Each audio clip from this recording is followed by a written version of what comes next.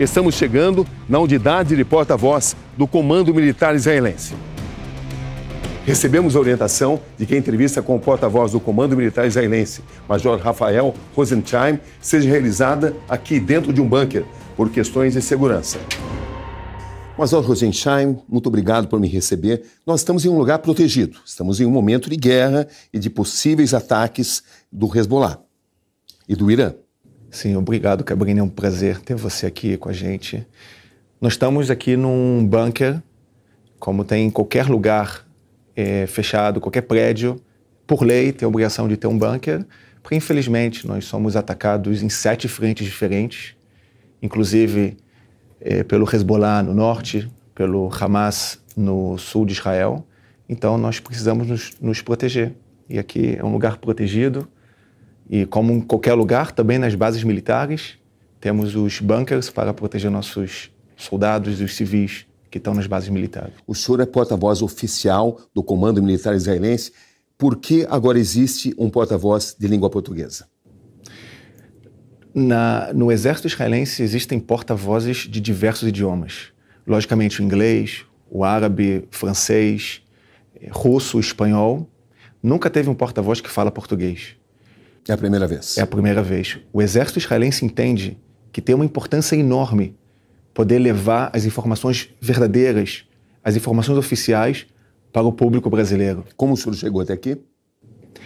Eu nunca fui porta-voz do exército israelense, eu sou advogado do exército. Passei por diversas unidades dando auxílio jurídico para o exército de Israel. Quando começou a guerra, precisavam de um porta-voz que fala português.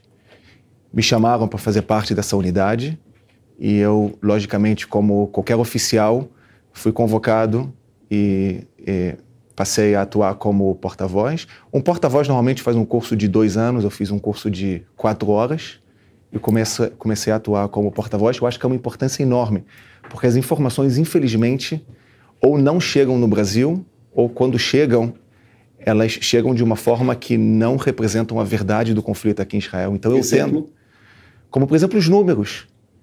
Todos os dias nós vemos pessoas acreditando nos números que são baseados em informações do grupo terrorista do Hamas, que não tem nenhum compromisso com a verdade. Ou narrativas que dizem que o exército israelense ataca civis, que o exército israelense faz genocídio. São informações que não têm nenhum compromisso com a verdade. E eu estou aqui para responder qualquer pergunta, diferente do porta-voz do Hamas, o Razi Hamad. Ele estava fazendo uma entrevista na BBC, quando ele foi perguntado como ele pode explicar o fato de tantos civis terem sido assassinados no massacre de 7 de outubro. A resposta dele foi: me desculpe, eu preciso encerrar essa entrevista. Diferente do Hamas, eu estou aqui para responder qualquer pergunta, porque para mim é muito importante passar as informações verídicas para todos que estão nos assistindo. Vamos começar por uma pergunta muito importante. Por que o serviço de inteligência israelense, considerado por muitos como o mais eficiente do mundo, não conseguiu prever 7 de outubro? Nós já avisamos que foi uma falha. Essa falha está sendo analisada, está sendo verificada pelo exército israelense. Quando nós tivermos as conclusões, nós vamos poder passar ao público de uma forma totalmente transparente. Mas o que eu posso deixar muito claro, antes do 7 de outubro, antes desse massacre, do maior ataque terrorista da história de Israel, talvez da história da humanidade, nós acreditávamos que enquanto a faixa de Gaza estava prosperando, dinheiro estava entrando para a faixa de Gaza, os palestinos de Gaza estavam trabalhando em Israel, estavam recebendo tratamentos médicos em Israel. 18.500 palestinos entravam todos os dias para receber trabalho em Israel. Aqui em Israel eles recebiam um salário 6 vezes maior do que poderiam receber em Gaza. 7.500 palestinos entravam por ano para receber tratamentos médicos nos hospitais israelenses. Nós acreditávamos que enquanto a faixa de Gaza estava prosperando, o Hamas não ia cometer um ataque tão bárbaro como foi no 7 de outubro, causando um dano terrível à sua população. Nós acreditávamos que os terroristas do Hamas amam mais seu povo do que odeiam Israel. Foi ingenuidade? Eu não sei te dizer se foi ingenuidade, mas foi uma concepção errada. E hoje nós sabemos disso. Nós sabemos que os terroristas do Hamas odeiam Israel muito mais do que amam o seu próprio povo. E por isso eles utilizam o povo palestino como escudos humanos. É por isso que eles escondem suas armas dentro de prédios civis. É por isso que eles lançam seus foguetes dentro de casas de civis. É por isso que eles não permitem os civis evacuarem as zonas de combate para as zonas humanitárias. É por isso que eles lançam seus foguetes em direção às zonas humanitárias. É por isso que eles roubam ajuda humanitária que entra na faixa de Gaza para os civis. Eles não dão nenhum valor para a vida humana. Eles não dão valor ao povo palestino. Eles dão valor somente à liderança terrorista, à vida dos terroristas e ao ódio a Israel e ao objetivo de eliminar Israel do mapa. 1.200 israelenses morreram como consequência do ataque de 7 de outubro. Para o governo israelense e para o comando militar israelense, quantos palestinos morreram como consequência da retaliação de Israel a Gaza? Nós sabemos que 18 mil terroristas foram eliminados na faixa de Gaza. Nós não temos números exatos de civis que morreram na faixa de Gaza. Nós sabemos que, infelizmente, muitos civis pagaram e estão pagando o preço dessa guerra. Para nós, isso é uma tragédia. O Hamas fala em 40 mil pessoas. Sim, nós não podemos acreditar nos números do Hamas. Israel não aceita esse número. Nós não podemos aceitar os números de terroristas. O Hamas já provou a todos. Quantos civis morreram na visão de Israel? Nós não sabemos quantos civis morreram. Nós sabemos que muitos civis, infelizmente, pagaram o preço dessa guerra. Nós sabemos que os números do Hamas não são verdadeiros e, infelizmente... Qual a sua estimativa? Infelizmente, Cabrini, o Hamas não repassa todos os dados dos que são mortos na faixa de Gaza. Nós sabemos, por exemplo, que tem adultos que são registrados como crianças nos números do Hamas, que tem homens que são registrados como mulheres pelos números do Hamas. Então nós não podemos acreditar nos números do Hamas. Eu vou te dar um exemplo, Cabrini. 2 semanas depois que começou essa guerra, teve uma explosão em um dos maiores hospitais na faixa de Gaza, o Hospital El Ali. 5 minutos depois, talvez até menos, dessa explosão, o Hamas soltou um comunicado oficial dizendo que Israel atacou o hospital, matando centenas, 500 civis palestinos que estavam no hospital. Nós sabíamos que não foi um ataque nosso, mas não negamos imediatamente que queremos verificar se foi talvez algum erro. Somente 5 horas depois, nós verificamos pelos nossos sistemas de satélite, nós verificamos por diversas formas de analisar os fatos. Inclusive, nós interceptamos uma ligação entre um terrorista do Hamas e um terrorista da Jihad Islâmica, dizendo que esse míssil foi lançado de um cemitério atrás do hospital em direção ao território israelense e teve uma falha e ele caiu e se explodiu no hospital. Então nós não podemos acreditar nos números do Hamas. O Hamas diz que os civis, os 350 civis que morreram na Festa Nova, eles foram assassinados pelos helicópteros israelenses e não pelos terroristas do Hamas. É como dizer que meu avô, que estava em Auschwitz, que perdeu sua família, é como dizer que meu avô ligou a câmara de gás para assassinar a sua família em Auschwitz. Nós não podemos acreditar nos números do Hamas. Infelizmente, tem civis que estão pagando o preço dessa guerra. Isso é uma tragédia. Mas para o Hamas isso é uma estratégia. Eles utilizam os civis como escudos humanos, porque para eles vai acontecer uma das duas coisas. Ou o exército israelense, que é ético, moral e atua de acordo com todas as normas do direito internacional, ele não vai atacar, porque civis poderão morrer nesse ataque. Ou a outra coisa que poderá acontecer é que o exército vai atacar para matar os terroristas e, infelizmente, civis morrerão e o Hamas vai utilizar a morte desses civis como uma pressão internacional contra o Estado de Israel. Então, quando todos me perguntam sobre a quantidade de civis, sobre como pode ser tantos civis morrendo, o Yahya Sinwar bate palma, porque essa é exatamente a estratégia dele. Quanto mais civis morrerem na faixa de Gaza, para o Hamas é mais vantajoso. Como é que o senhor descreve o passo a passo de 7 de outubro? O que exatamente aconteceu e em que ordem? Mais de 3 mil terroristas do Hamas entraram no território israelense, invadiram uma festa. Que hora? Festa Nova, por volta das 6 horas da manhã. Como é que eles entraram? Invadiram o território israelense, explodindo em dezenas de pontos da cerca que separa a faixa de Gaza e o território israelense. Inclusive, é importante afirmar que eles colocaram explosivos nas cercas quando estavam fazendo manifestações que diziam que eram manifestações pacíficas. E nessas manifestações, eles colocaram explosivos nas cercas para serem ativadas no momento do ataque do 7 de outubro. Então, terroristas entraram em diversos pontos, em dezenas de pontos. Entraram e invadiram o território israelense, invadiram 20 comunidades, cerca de 20 comunidades e uma festa, e um feriado judaico. Quantos homens do Hamas entraram? Mais de 3 mil terroristas entraram no território israelense. Na festa, assassinaram cerca de 350 pessoas, estupraram mulheres, invadiram 20 comunidades. Nessas comunidades, assassinaram crianças que estavam dormindo em suas camas, sequestraram civis, assassinaram centenas de pessoas nessas comunidades.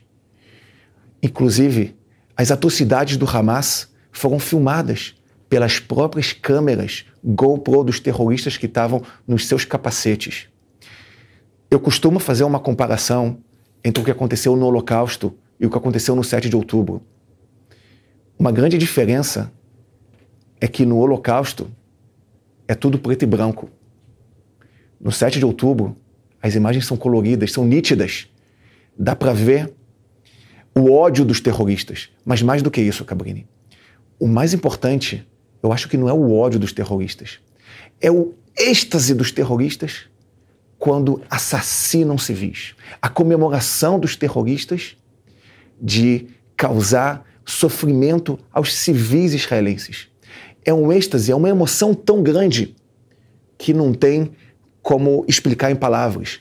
Tem uma ligação de um dos terroristas do Hamas, um dos primeiros, que entrou em uma das casas, assassinou 10 pessoas, 10 civis de uma mesma família.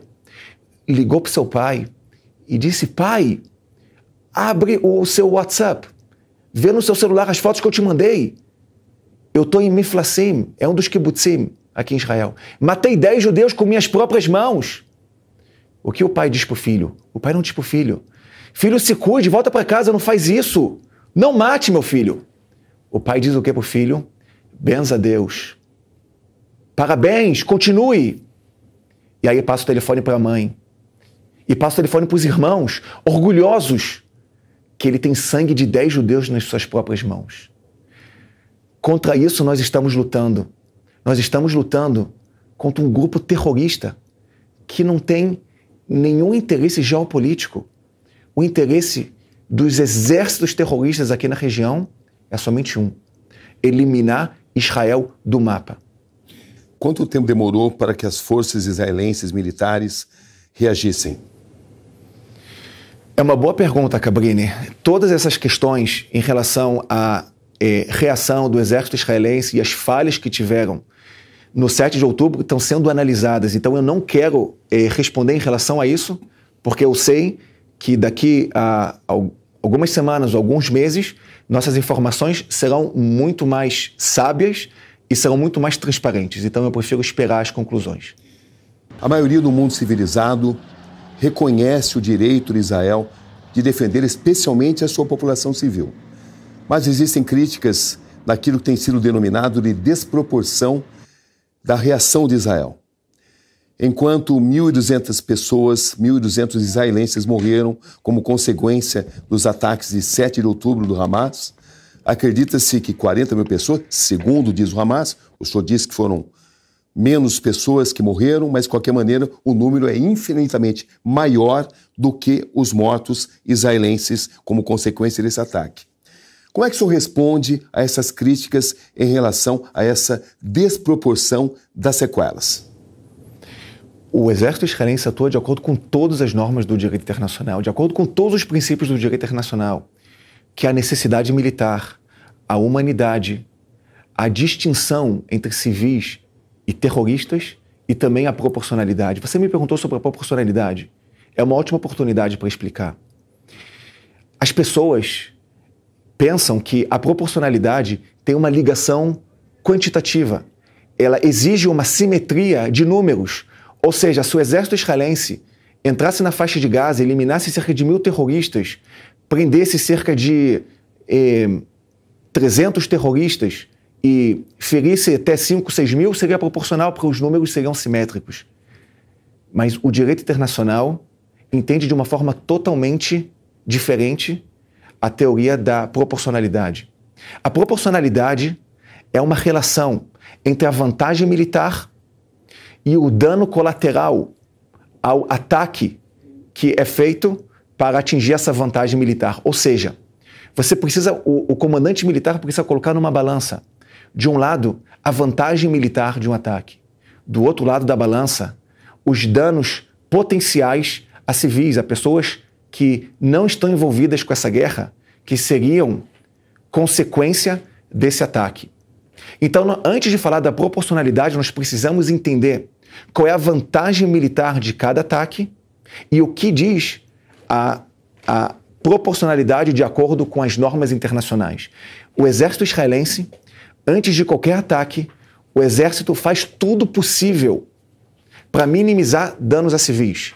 Nós fizemos na faixa de Gaza mais de 150 mil telefonemas para os civis evacuarem as zonas de combate. Nós já lançamos mais de 10 milhões de panfletos pedindo aos civis para evacuarem as zonas de combate. Nós fizemos zonas humanitárias para os civis. Mas, infelizmente, enquanto nós fazemos de tudo possível para afastar os civis das zonas de combate, o Hamas faz tudo o que pode para incluir os civis nas zonas de combate. Então, o exército israelense, ele atua de uma forma cirúrgica, ele atua de uma forma precisa para atacar somente alvos militares. Infelizmente, civis pagam o preço dessa guerra. É uma tragédia. Mas o grande responsável por isso é quem inclui os civis nas zonas de combate, que são os terroristas do Hamas. Mas essa desproporção de 1.200 civis terem morrido em Israel e 40 mil pessoas, segundo o Hamas, terem morrido em Gaza, não incomoda? Se um civil tivesse morrido em Gaza, isso incomoda. Em hebraico tem uma expressão que diz Dam libi yotze alehem. Quando eu vejo uma criança, mesmo na faixa de Gaza, pagando o preço dessa guerra, Dam libi, o sangue do meu coração, sai em direção a essa criança. Eu tenho vontade de chorar quando eu vejo uma criança pagando o preço dessa guerra. Quando eu vejo um pai que não está envolvido na guerra, uma mãe perdendo um filho. Mas, infelizmente, nós precisamos entender que essa guerra é uma guerra diferente do que qualquer guerra que nós estamos acostumados a ver. Porque essa guerra, ela não é travada entre dois estados democráticos. Ela não é travada entre dois exércitos que respeitam as leis internacionais. Ela é travada entre um grupo terrorista que quer eliminar Israel do mapa e um Estado democrático de direito que respeita todas as normas do direito internacional e faz tudo possível para minimizar os danos a civis. Mas nós não temos nada para fazer quando o Hamas faz tudo possível para aumentar os números de civis mortos e feridos na faixa de Gaza. Militarmente, o que já foi alcançado em Gaza?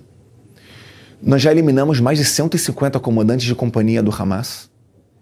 Nós já eliminamos mais de 20 comandantes de batalhão.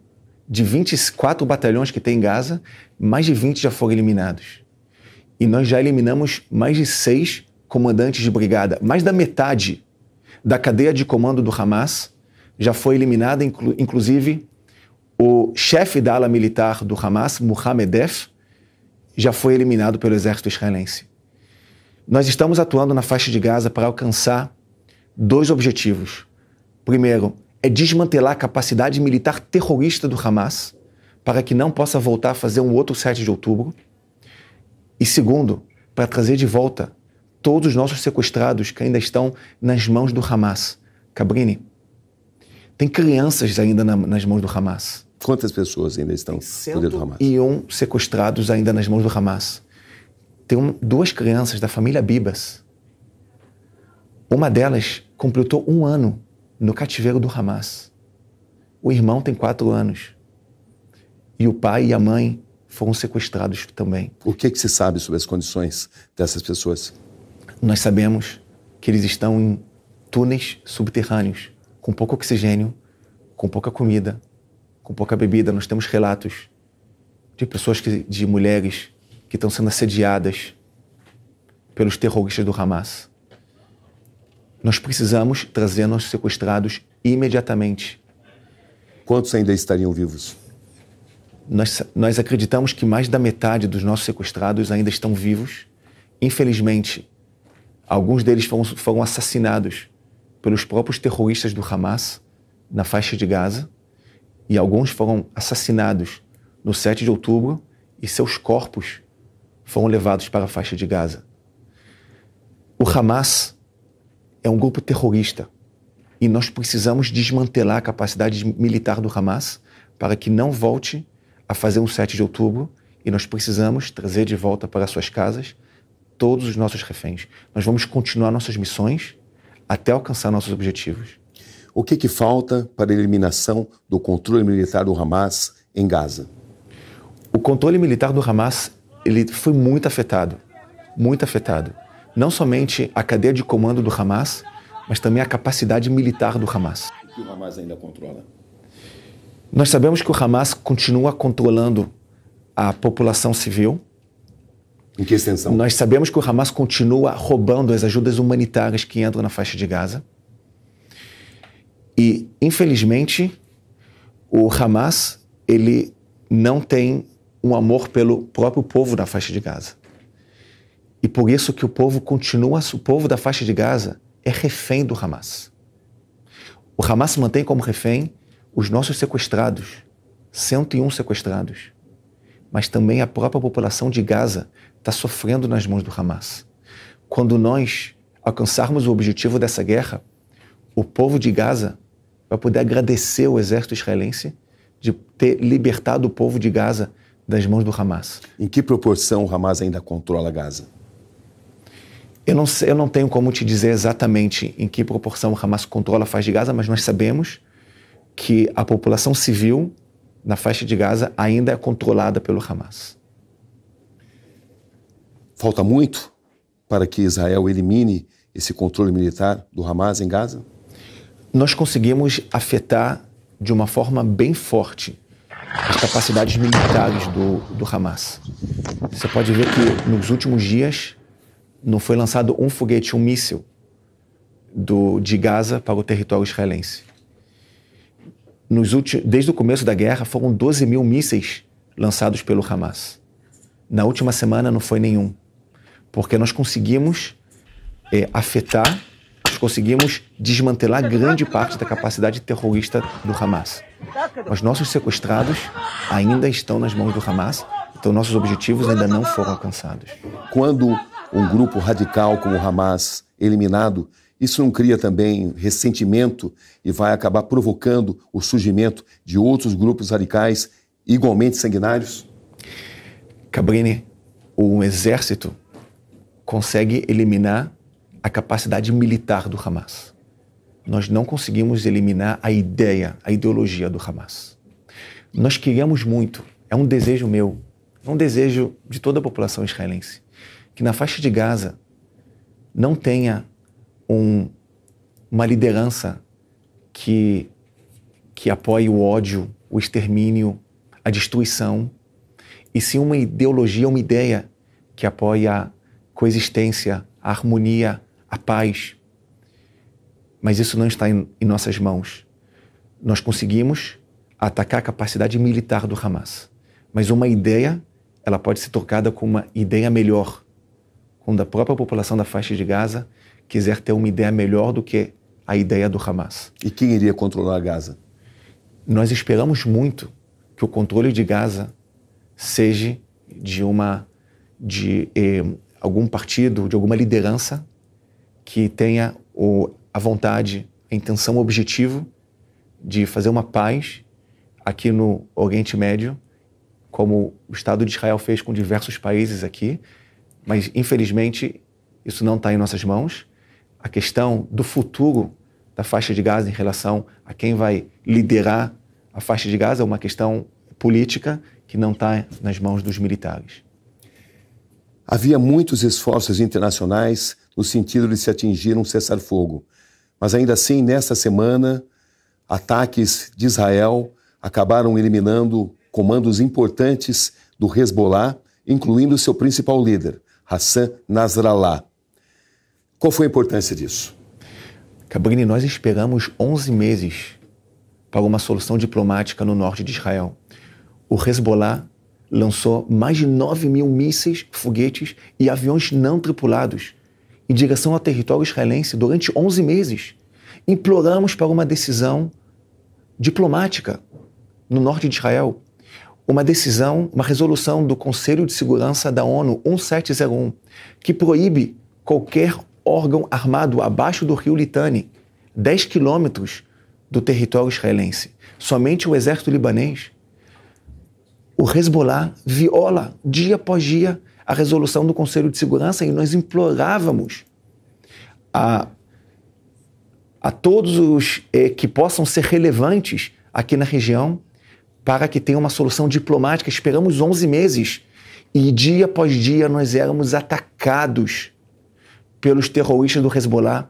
Foram 5.000 casas de civis danificadas pelos mísseis do Hezbollah. Foram mais de 3.000 carros, veículos de civis que foram danificados pelos mísseis do Hezbollah. Nenhum país soberano aceitaria uma situação como essa. São 60.000 civis que estão evacuados, não podem voltar para suas casas já quase um ano. Algum país soberano aceitaria isso? O exército israelense, o Estado de Israel foi muito paciente. Esperamos mais de quase um ano. Nossa paciência acabou. Nós precisamos trazer de volta para suas casas os nossos civis. Nós precisamos garantir a integridade territorial do Estado de Israel. E para isso, o exército está pronto, está preparado para fazer o que for necessário. Nós já eliminamos a cadeia terrorista da liderança do Hezbollah. Qual é a situação nesse momento na fronteira do Líbano? O Hezbollah continua fazendo suas agressões e lançando mísseis em direção ao nosso território. Somente essa semana foram centenas de mísseis lançados em direção ao Estado de Israel, em direção a alvos civis. Enquanto nós lançamos nossos ataques somente contra alvos militares, o Hezbollah, da mesma forma como o Hamas, lança seus mísseis e foguetes em direção a alvos civis. Então, nesse momento, o exército está atuando através da nossa força aérea e está atuando também de uma forma terrestre pontual, cirúrgica, para que nós possamos alcançar o nosso objetivo no norte de Israel, que é trazer de volta para suas casas os 60.000 evacuados de uma forma segura. Que risco existe depois desse ataque maciço ao Hezbollah de uma guerra efetiva com o Irã? Cabrini, nós sabemos de todas as consequências que podem acontecer aqui na região e nós estamos prontos e preparados, não só na ofensiva, mas também para defender nossos cidadãos da forma como for necessário. Evidentemente, se o Irã entrar numa guerra aberta, a situação iria mudar radicalmente. Israel está preparado para isso? Israel está preparado, Israel está pronto para qualquer escalada que tiver aqui na situação. Nós esperamos que essa guerra termine o mais rápido possível, para que tenha menos mortes civis, para que o Líbano não sofra. Nós esperamos que essa guerra seja breve, mas para isso nós precisamos neutralizar os lançamentos de foguetes e mísseis do Hezbollah em direção ao nosso território. Nenhum país soberano aceitaria uma situação como essa, Cabrini, em que um país está sendo atacado. Está sendo atacado. E qual o objetivo do Hezbollah? O senhor identifica sinais de que o Irã possa entrar nessa guerra aberta? Não é uma pergunta que eu posso responder. Nesse momento, Israel está lutando em 7 diferentes frentes. Essa divisão de foco não enfraquece o exército israelense? Pelo contrário, o exército estava atuando no sul de Israel, na faixa de Gaza. Eu acho que nós conseguimos mostrar a todos a força do exército de Israel, o que nós conseguimos fazer no Líbano contra o Hezbollah, e nós atuamos de uma forma cirúrgica, de uma forma precisa, em uma área urbana, em uma área densamente povoada, Nós sabemos identificar os locais onde estão localizados os mísseis, os foguetes e os aviões não tripulados do Hezbollah e estamos atacando de uma forma cirúrgica para que o Hezbollah não possa continuar sendo uma ameaça ao nosso território. O senhor pode descrever essas 7 frentes? Lógico. Nós estamos sendo atacados pelo Hamas na faixa de Gaza. Nós estamos sendo atacados pelos Houthis no Iêmen. Nós estamos sendo atacados por grupos terroristas na Cisjordânia, a Jihad Islâmica e outros grupos terroristas. Nós estamos sendo atacados pelo Hezbollah no Líbano. Nós estamos sendo atacados por grupos terroristas na Síria. Nós estamos sendo atacados pelos grupos fundamentalistas xiitas terroristas no Iraque. E nós estamos sendo atacados pelo pai do terrorismo do mundo, que é o Irã. Em abril, o Irã lançou em direção ao território israelense 350 mísseis e aviões não tripulados com explosivos em direção ao nosso território. O Irã lançou 60 toneladas de explosivos. Para você ter ideia, para explodir um prédio de 16 andares, é preciso somente 100 quilos de explosivos.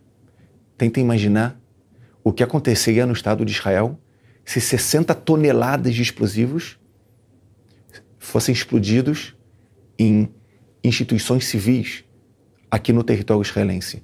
Mas enquanto os terroristas do Hamas utilizavam todo o dinheiro que entrava em seus territórios para aprimorar o terrorismo, para construir túneis subterrâneos e para construir seus mísseis, nós utilizamos o nosso dinheiro para construir bunkers como esse, para construir nosso sistema de defesa antiaérea. Porque diferente dos terroristas que não se importam com a população civil, a prioridade para nós é defender a nossa população civil. E é exatamente isso que nós estamos fazendo nesse momento. Israel prega que tem o direito de eliminar o Hamas exatamente porque o Hamas defende a aniquilação do Estado de Israel.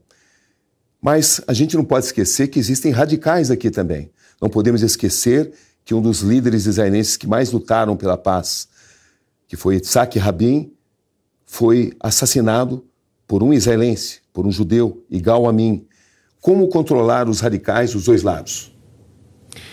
Essa simetria não é relevante. Não tem como comparar os radicais aqui em Israel e os radicais dos grupos terroristas. Porque os grupos terroristas, eles colocam em prática o objetivo de eliminar Israel do mapa. Radicais israelenses que planejam ou têm alguma intenção de fazer algum ataque ilegal, eles serão julgados e serão presos.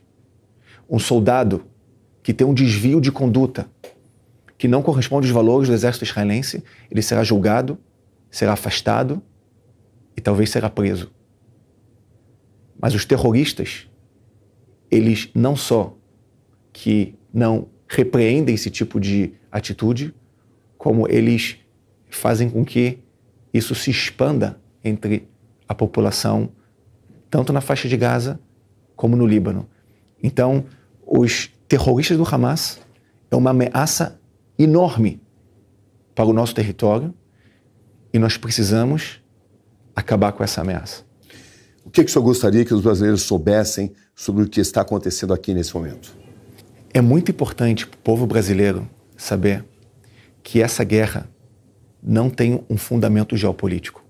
Essa guerra é travada entre exércitos terroristas que querem eliminar o Estado de Israel do mapa e um Estado democrático de direito que quer viver em paz, que quer se defender. Israel saiu de Gaza há 17 anos atrás. Israel saiu do Líbano há mais de 20 anos atrás. E mesmo assim, os grupos terroristas, tanto no Líbano como na faixa de Gaza, continuam lançando seus foguetes e mísseis em direção ao nosso território. Nenhum país soberano aceitaria uma situação como essa, que sua integridade territorial está sendo afetada, que seus civis não podem voltar para suas casas. Então, é muito importante para os brasileiros entenderem o fundamento desse conflito aqui na região. O Estado de Israel quer viver em paz. Os grupos terroristas querem eliminar Israel do mapa. O que o senhor diria à comunidade árabe brasileira? A comunidade árabe, eu quero dizer que essa guerra não é contra o povo palestino. Essa guerra não é contra o povo libanês. Essa guerra é contra terroristas que causam um mal enorme à população civil árabe, à população civil palestina, à população civil libanesa. Eu tenho certeza que quando nós libertarmos a faixa de Gaza do Hamas e o Líbano do Hezbollah, tanto a faixa de Gaza como o Líbano vão poder prosperar, vão poder, talvez, ter uma paz com o Estado de Israel aqui no Oriente Médio. O senhor é a favor de 2 estados? É uma questão política, Cabrini. Eu sou a favor da paz. Muito obrigado, Major. Obrigado.